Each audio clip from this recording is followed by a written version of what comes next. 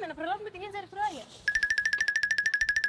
Να, αυτή είναι που σου έλεγα. Η Air Fry Ninja AF500U. Είναι και σε μαύρο χρώμα και είναι μαύρο χάλι. Δεν χωράει τίποτα. Μόνο 10,4 λίτρα. Και καλά χωράει μέχρι και ολόκληρο μπούτι αρνιού μέχρι 2 κιλό. Κάποιοι δεν την προτιμούν, την αγοράζουν. Γιατί και καλά κάνει τα φαγητά τραγανά και μαγειρεύει και με λίγο λάδι. Παραμύθια! Και τάχα καθαρίζει και εύκολα. Στο Βιλαμπάχου έχουν τελειώσει το τρίψιμο εδώ και 100 ώρες. Και αυτήν εδώ ακόμα την καθαρίζουμε. Ματιαγμένο είσαι. Θα από την Air Fryer Ninja. Έχει μείνει μόνο ένα τεμάχιο και θέλω να την κλείσω για πάρτι μου.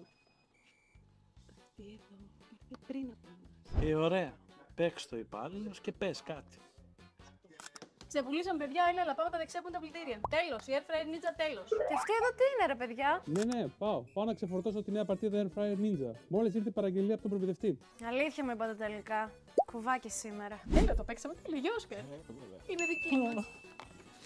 Όπου και βρίσκεσαι, Ό,τι και να αναζητάς από μια ηλεκτρική συσκευή και όχι μόνο, έλα στην Ευραγορά Ξιδάς ή ψάξε αυτό που θέλεις ηλεκτρονικά σε αυτή τη διεύθυνση. με την Ευραγορά Ξιδάς δεν χάνεις.